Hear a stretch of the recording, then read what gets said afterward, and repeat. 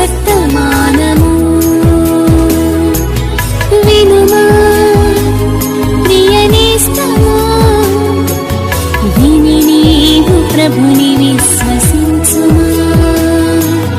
వినుమా ప్రియ నేస్తమా, విని నీవు ప్రభుని విశ్వసించుమా. Praise the lord. దేవునికి స్తోత్రం. అనుదిన మన్నా అనే ఈ ఆధ్యాత్మిక కార్యక్రమాన్ని వీక్షిస్తున్న ప్రియ సోదరి సోదరులారా, మన ప్రభువును రక్షకుడునైన యేసుక్రీస్తు అతి శ్రేష్టమైన నామములో మీ అందరికీ శుభాలు వందనాలు తెలియచేయుచున్నాను.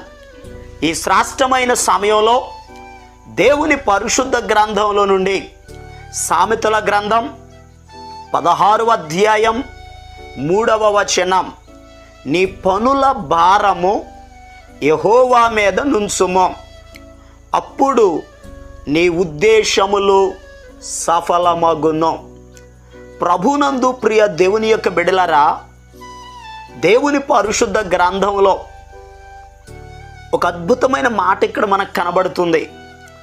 ఈ భూలోకములో ప్రతి వ్యక్తి కూడా వారు చేసేటటువంటి పనులను బట్టి ఒక ఉద్దేశమును కలిగి ఉంటారు. వారికి ఉన్న ఉద్దేశములు, వారి ఆలోచనలు సఫలం అవ్వాలి అని అనేక ప్రయత్నాలు చేస్తారు. అయితే మన ఉద్దేశాలు, మన ఆలోచనలు, మన పనులు సఫలపరిచేది దేవుడు. ఎందుకనగా భక్తుడైన నెహెమ్యా గారు అంటారు, ఆకాశమందు నివాసి అయిన దేవుడు తానే మా ప్రయత్నములను సఫలము చేయును అన్నారు. నెహెమ్యా గ్రంథం 2వ అధ్యాయం 20వ వచనంలో.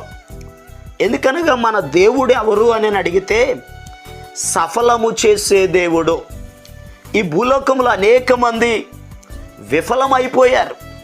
అయితే మన బలమును బట్టో, మన జ్ఞానమును బట్టో, మన ధనాన్ని బట్టో మనం సఫలం కాలేం.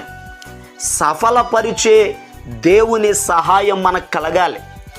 దేవుడే మనలను సఫలపరిచేవాడు.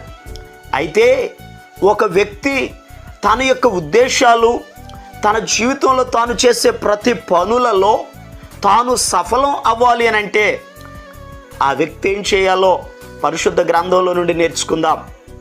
కీర్తనల గ్రంథం 1వ కీర్తన 2-3 వచనాలు ఈ రీతిగా రాయబడి ఉంది.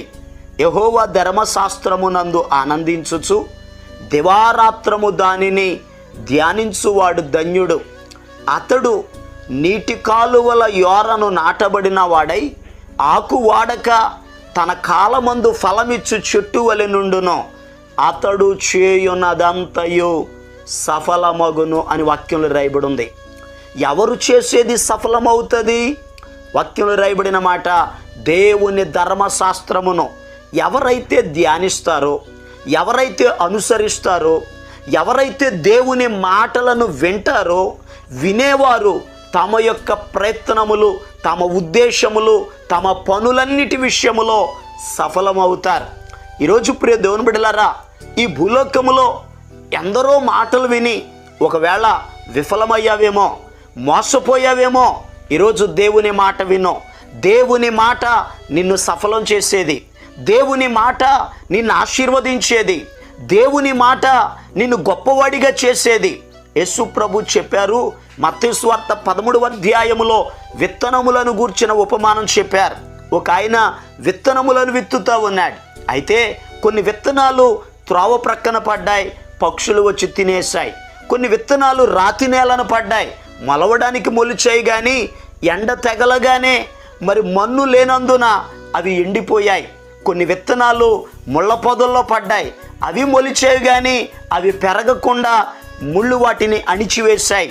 అయితే మంచి నేలను పడ్డ విత్తనం అది 100 60 30 ఫలించెను అని యేసు ప్రభు చెప్పారు. అయితే శిష్యులయ్యా, అది అలా ఫలించడానికి కారణం ఏమిటి? ఈ ఉపమాన భావం ఏమిటి అని అడిగితే యేసయ్య శిష్యులతో చెప్పారు. మత్తయి సువార్త 13వ అధ్యాయం 23వ వచనంలో, మంచి నేలను విత్తబడిన వాడు వాక్యము విని గ్రహించువాడు అట్టివారు సఫలులై ఒకడు 100 ఒకడు 60 ఒకడు 30 ఫలించును అని ప్రభు చెప్పారు. నిజమే ప్రియ దేవుని బిడ్డలారా, వాక్యమును విని దాన్ని గ్రహించి ఎవరు అనుసరిస్తారో వారు సఫలులవుతారు. ఈరోజు మీ జీవితంలో సఫలం అవ్వాలి అని అంటే దేవుని మాటలను వినండి. మరి ఇంకొక మాటను జాగ్రత్తగా ధ్యానం చేద్దాం. పరిశుద్ధ గ్రంథంలో ఆదికాండం 39వ అధ్యాయం 3వ వచనంలో ఈ రీతిగా రాయబడి ఉంది, యెహోవా అతనికి తోడయుండెననియు అతడు చేసినదంతయు అతని చేతిలో యెహోవా సఫలము చేసెననియు అతని యజమానుడు చూచినప్పుడు. ప్రియ దేవుని యొక్క బిడ్డలారా, చాలా జాగ్రత్తగా వినండి. యోసేపును గురించి వాక్యంలో రాయబడి ఉంది, యోసేపు ఏ పని అయితే చేస్తున్నాడో అతని పని, అతని ఉద్దేశాలన్నీ కూడా సఫలమవుతున్నాయి. అలా సఫలం అవడానికి కారణం ఏమిటి అని అడిగితే యజమానుడు ఒకటి గమనించాడు, యెహోవా అతనికి తోడై ఉన్నాడు. దేవుడు అతనికి తోడయ్యుండుట ద్వారా అతడు చేసే ప్రతి పని సఫలమయ్యింది. ఎందుకనగా యజమానుడు గ్రహించాడు, దేవుడు అతనికి తోడుగా ఉన్నాడు, దేవుడు అతని పక్షముగా ఉన్నాడు గనుక అతడు చేసే ప్రతిదీ సఫలమవుతూ ఉంది. నిజమే, ఈరోజు మన జీవితంలో మన పనులు, మన ఉద్దేశాలు సఫలం అవ్వాలి అని అంటే దేవుడు మనకు తోడుగా ఉండాలి, దేవుడు మన పక్షంగా ఉండాలి, దేవుడు మనతో ఉండాలి. అలా ఉన్నప్పుడు మనం చేసే ప్రతి పని సఫలమవుతుంది. వాక్యంలో రాయబడి ఉంది, యెషయా గ్రంథం 26వ అధ్యాయం 12వ వచనంలో రాయబడి ఉంది, యెహోవా నీవు మాకు సమాధానమును స్థిరపరచుదువు, నిజముగా నీవు మా పక్షమున ఉండి మా పనులన్నిటినీ సఫలపరచుదువు. నిజమే ప్రియ దేవుని బిడ్డలారా, ఎందుకనగా దేవుడు మన పక్షముగా ఉన్నప్పుడు మన పనులన్నీ కూడా సఫలమవుతాయి. దేవుడు మనకు తోడుగా ఉన్నప్పుడు మనం వెళ్ళే ప్రతి పని సఫలపరచబడిద్ది. అయితే దేవుడు మనకు తోడై ఉండాలి అని అడిగితే ఆయన మాటను వినాలి, ఆయన సన్నిధిలో ఉండాలి, ఆయన ఆరాధించాలి, ఆయన యందు భయభక్తులు కలిగి ఉండాలి, పరిశుద్ధత కలిగి ఉండాలి. ఎందుకనగా మనము దేవుని పక్షముగా ఉన్నప్పుడు దేవుడు మన పక్షంగా ఉంటాడు. 2వ దినవృత్తాంతాల గ్రంథం 15వ అధ్యాయాన్ని మనం చదివితే అక్కడ యూదా ప్రజలతో, ఆసానే రాజుతో అజర్యా అనబడినటువంటి వ్యక్తి దేవుని ఆత్మచేత నింపబడి వారితో చెప్తున్నాడు, యూదా ప్రజలరా, ఆసారాజా మీరు దేవుని పక్షంగా ఉంటే దేవుడు మీ పక్షంగా ఉంటాడు అని చెప్తూ ఆ 2వ దినవృత్తాంతాల గ్రంథం 15వ అధ్యాయం 7వ వచనంలో ఓ చక్కని మాట చెప్తారు, కాగా మీరు బలహీనులు కాక ధైర్యము వహించుడి, మీ కార్యము సఫలమవుతుంది. మనము దేవుని పక్షంగా ఉన్నప్పుడు, దేవుడు ఎప్పుడైతే మన పక్షంగా ఉంటారో, దేవుడు ఎప్పుడైతే మనకు తోడై ఉంటారో మన ప్రతి ప్రయత్నము, ప్రతి ఉద్దేశము సఫలమవుతుంది. ప్రియ దేవుని బిడ్డలారా, చాలా జాగ్రత్తగా గమనించండి. మరి ఇంకొక మాటను ధ్యానం చేద్దాం.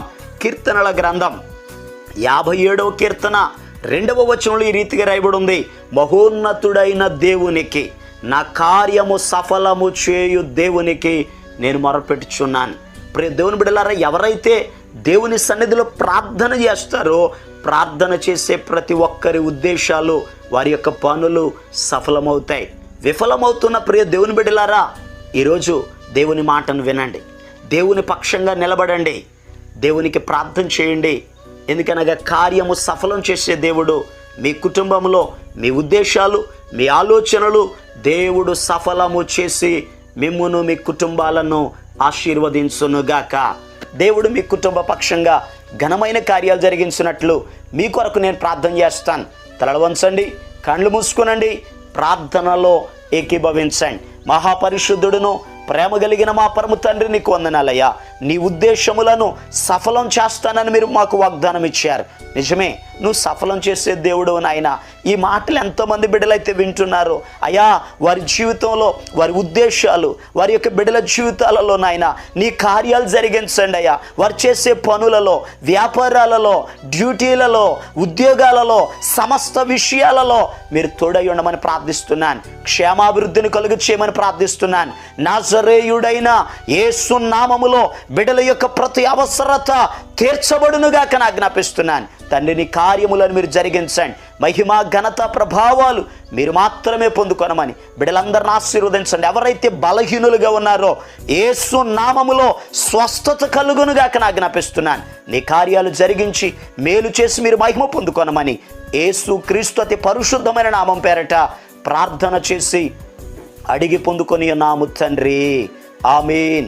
మన ప్రభు అయిన యేసు క్రీస్తు కృప మీకు తోడుగా ఉండి నడిపించునుగాక, ఆమేన్. ఈరోజు పుట్టినరోజు మరియు పెళ్లి రోజు జరుపుకుంటున్న వారికి సీసలి మన్నా చర్చి తరపున మా కుటుంబ పక్షముగా మీకు శుభాలు తెలియపరుస్తున్నాం. May God bless you. దేవుడు మీకు తోడుగా ఉండి మిమ్మల్ని ఆశీర్వదించునుగాక. దయచేసి గమనించండి, మీ కొరకును మీ కుటుంబం కొరకును దేవుడు మిమ్మలను అభివృద్ధి పరచాలని నిత్యము మేము ప్రార్థన చేస్తున్నాం. ఏమైనా ప్రార్థన అవసరతలు ఉన్న ఎడల ఈ స్క్రీన్ మీద కనబడుతున్న నెంబర్కి ఫోన్ చేసి తెలియపరచండి. ప్రియ దేవుని బిడ్డలారా, అనుదిన మన్నా అనే ఈ వర్తమానాలు మీ స్నేహితులకు మీ బంధువులకు కూడా షేర్ చేయండి.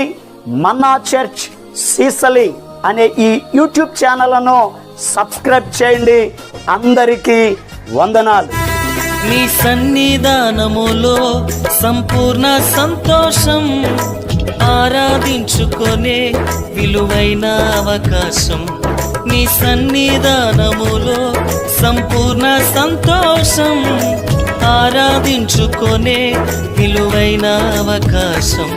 కోల్పోయినవన్నీ నాకు ఇచ్చుటకును, బాధల నుండి బ్రతికించుటకును. కోల్పోయినవన్నీ నాకు ఇచ్చుటకును, బాధల నుండి బ్రతికించుటకును. నీవే రాకపోతే నేనేమైపోదును.